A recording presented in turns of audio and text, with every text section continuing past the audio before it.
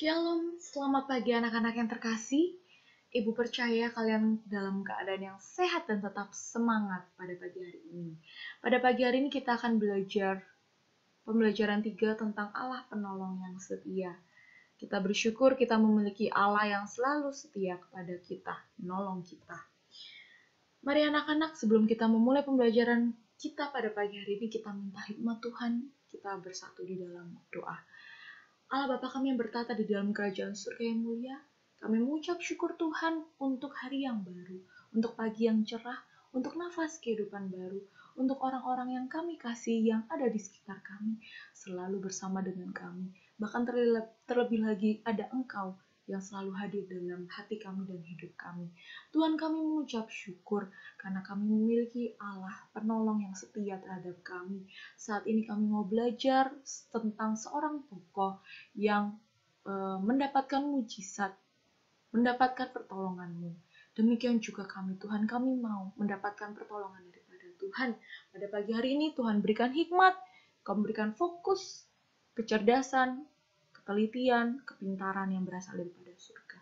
Terima kasih Tuhan, kami serahkan doa ini hanya di dalam nama Tuhan Yesus, kami sudah berdoa. Amin. Anak-anak, tujuan pembelajaran kita hari ini adalah siswa dapat menuliskan ciri-ciri orang yang berpenyakit kusta. Siswa dapat mengungkapkan perasaan apabila melihat atau mendengar tentang orang yang berpenyakit kusta, dan siswa dapat menceritakan pengalaman yang menunjukkan keterbatasan sebagai manusia. Anak-anak, siapa yang pernah melihat orang kusta?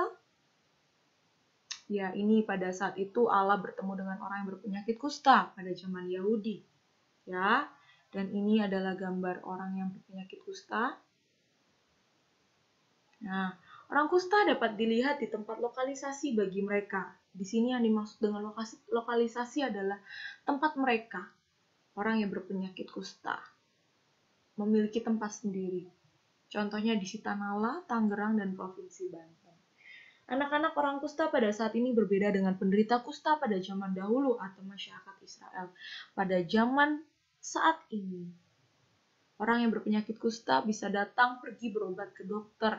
Sedangkan pada zaman dahulu, orang-orang yang berpenyakit kusta itu adalah orang-orang yang dijauhi oleh masyarakat. Penyakit yang menular. Orang yang berpenyakit kusta malu. Ya, jika saat ini mereka bisa sembuh. Ya, ketika mereka pergi ke rumah sakit. Kita akan melihat kisah dari Naaman. Silakan anak-anak buka dalam 2 Raja-Raja 5 ayat 1-14. Selamat menyaksikan anak-anak. Aku sudah melewati gunung-gunung, membawa persembahan untuk raja, tapi dia menolak untuk bertemu bahkan berbicara langsung. Pergi mati di sungai, itu jawaban untukku. Tuan, kalau Nabi itu meminta sesuatu yang sulit, bukannya Anda akan melakukannya? Apalagi sekarang dia hanya berkata, mandilah, dan engkau akan sembuh.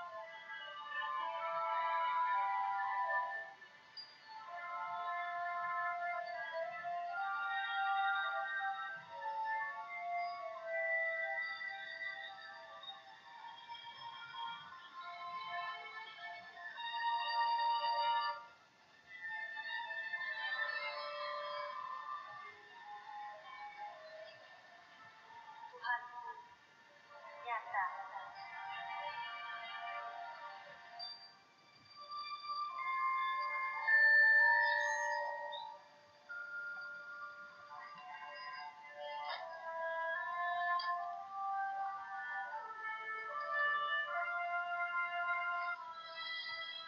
Joy, dia melakukan perintah Elisa. Ya.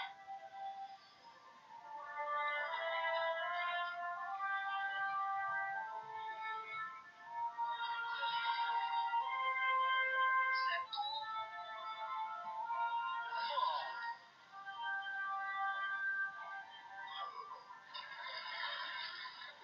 Dua.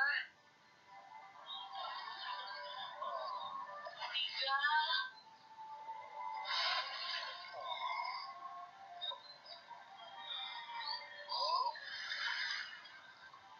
Empat. 5.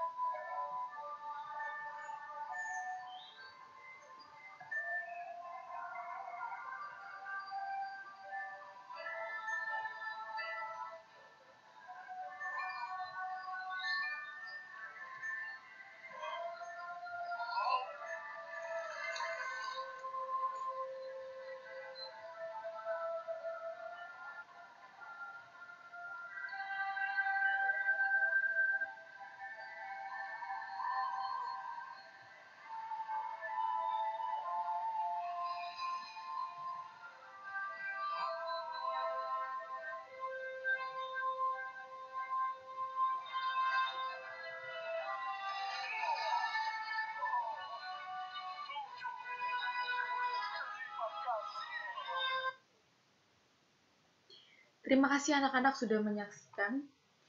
Demikianlah Naaman yang berpenyakit kusta. Ya, mengerikan ya, badannya benjol-benjol merah. Awalnya dia tidak percaya bahwa hanya mandi di Sungai Yordan mencelupkan diri selama 7 kali, sebanyak 7 kali, tapi akhirnya dia melakukannya karena dia mungkin saat itu sudah menyerah, dia putus asa, dia malu, ya. Anak-anak, kita akan belajar all about kusta. Kusta berasal dari bahasa Sanskerta. Kusta berarti kumpulan gejala-gejala kulit secara umum, dan kusta ditemukan pada tahun 1874 penyakit ini ya. Penyakit ini adalah penyakit yang ditemukan oleh Dr. Gerhard Armauer Hansen, sehingga penyakit ini pada tahun 1874 disebut penyakit morbus Hansen. Orang yang berpenyakit kusta tinggal di gua, perkampungan, diusir keluar kota, penyakit kutukan, penyakit menular, dikatakan penyakit yang tidak bisa disembuhkan dan menyebabkan kematian. Ya, pada saat itu seperti itu keadaannya. Ya, seperti ini ya. Anak-anak, tanda-tanda penyakit kusta yang pertama ada bercak tipis seperti panu pada badan, ya, seperti panu. Awalnya sedikit, lama-lama semakin lebar dan banyak. Yang kedua, kelenjar keringat kurang kerja sehingga kulit menjadi tipis dan mengkilat. Orang yang kusta adalah kulitnya menjadi tipis dan mengkilat. Penyakit kusta ada bintil merah pada kulit, rambut alis rontok, mukanya benjol-benjol, dan dirasakan juga oleh keluarga yang merawatnya. Penyakit kusta ini adalah penyakit yang tidak sepele, penyakit yang serius, ya, membutuhkan perawatan atau penanganan yang serius, sehingga penderitaan bukan hanya dirasakan oleh penderitanya, tetapi juga oleh keluarga yang merawatnya. Ini ya anak-anak, tanda-tanda penyakit kusta. Ya, ini adalah tadi gambar tangan yang berpenyakit kusta. Anak-anak silakan memperhatikan pada bagian ini. Naaman adalah panglima yang berkuasa. Dia adalah tentara Raja Aram. Dia sangat disayang dan terpandang oleh rajanya. Berarti dia adalah panglima yang hebat, kuat, karena sering mengalami kemenangan. Ya, karena itu dia disayang. Dia adalah panglima yang memiliki penyakit kusta. Namun, Naaman adalah seorang manusia berpenyakit. Ya, dia merasakan tersiksa. Dia merasakan bahwa aku ini terbatas, manusia terbatas. Disitulah kita bisa melihat bahwa sehebat apapun jabatannya, pekerjaannya, tetap manusia adalah manusia yang terbatas. Dan dia bertemu dengan pelayan istrinya, menyuruh untuk pergi ke rumah Elisa, mendapat pertolongan dari Allah. Yaitu ketika saat itu Allah menyuruh Elisa, melalui Elisa untuk disampaikan kepada Naaman bahwa Naaman harus mandi sebanyak 7 kali di Sungai Yordan. Saat itu dia tidak percaya, tetapi pada akhirnya dia mengikuti dan akhirnya dia sembuh. Ini terdapat dalam 2 Raja-Raja pasal 5 ayat 1-14.